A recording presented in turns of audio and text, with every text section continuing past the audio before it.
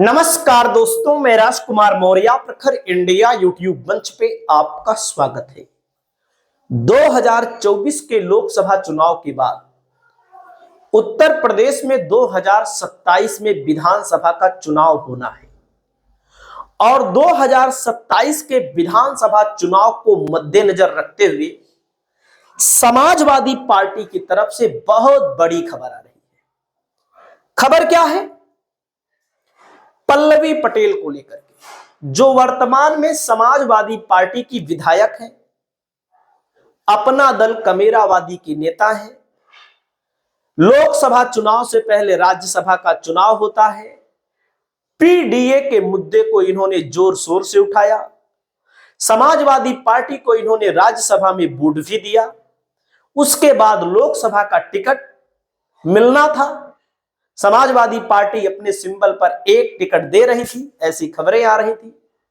हालांकि बातें बिगड़ गई और पल्लवी पटेल अलग हो गई, समाजवादी पार्टी अलग हो गई। वो तो लोकसभा का चुनाव था। तब भी समाजवादी पार्टी को अभूतपूर्व सफलता मिली उत्तर प्रदेश में और पल्लवी पटेल की पार्टी ने भी चुनाव लड़ा अलग अलग सीटों पर। प्रत्येक सीटों पर जमानत जब्त हो गई। क्यों? क्योंकि आज का वह दौर है जब या तो पक्ष या तो विपक्ष, तीसरी कोई धुरी बची नहीं। जो बीजेपी को हराना चाहता है वो समाजवादी पार्टी को वोट दे रहा है, जो बीजेपी को जिताना चाहता है बीजेपी को वोट दे रहा है। सही है कि नहीं? अब मामला 2027 का है। उपचुनाव हुआ, समाजवादी पार्टी को झटका भी लगा और लगना भी चाहिए था झटका। 9 में केवल 2 जीते। जो भी जीते हैं, कहीं ना कहीं वहां पर भी अंदरूनी कलह, कहीं ना कहीं गुटबाजी पार्टी के अंदर आई, आपने देखा होगा। लेकिन अब समाजवादी पार्टी होशियार हो चुकी है। फिर से 27 के लिए समाजवादी पार्टी ने सोचा है अपने पीडीए की धार को और मजबूत करने के लिए, चाहे पल्लवी पटेल हो या अन्य नेता हो, उनको भी अपने साथ लाने की कोशिश कर रही है। और कोशिश में मैं आपको बता दूं, पल्लवी पटेल की भी जरूरत है समाजवादी पार्टी, क्योंकि उनकी बहन है भारतीय जनता पार्टी के साथ। तो भारतीय जनता पार्टी इनको आसानी से तो नहीं लेगी, हो सकता है ना ले, और लेगी भी तो भारतीय जनता पार्टी कैसे छोटे दलों को समाप्त करती है, क्षेत्रीय दलों को समाप्त करती है, आप सब जानते हैं। बसपा को कैसे लपेटा है उत्तर प्रदेश में, जो भी 10 साल पहले 80-80 विधायक जीतते थे, मुख्य विपक्षी पार्टी हुआ करती थी। 10 साल पहले सरकार रही है उसकी, आप समझ सकते हैं उत्तर प्रदेश में।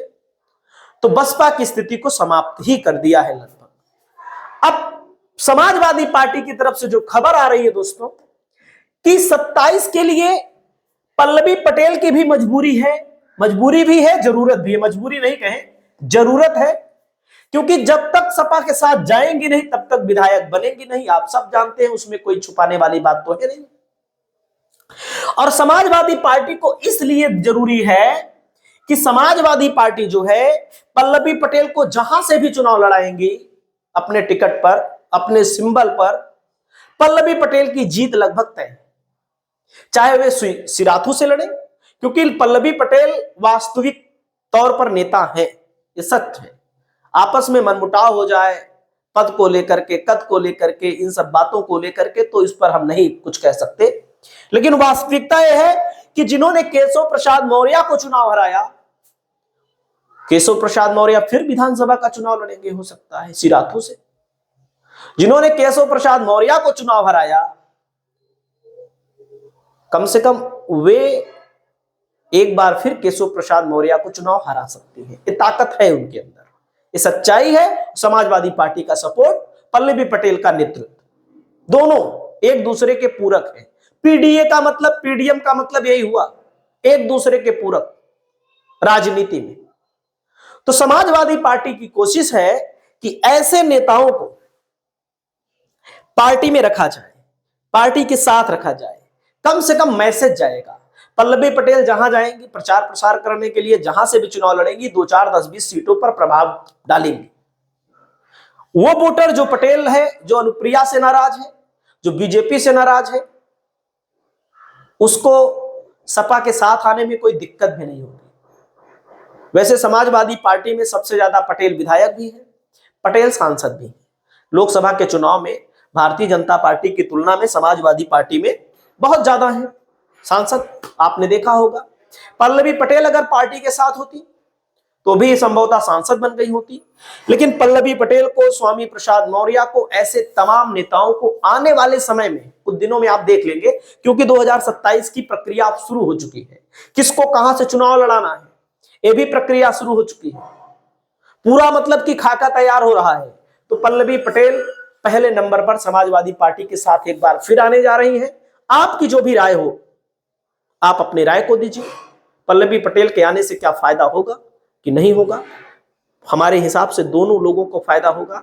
आप अपनी राय को बताइएगा। नमस्कार।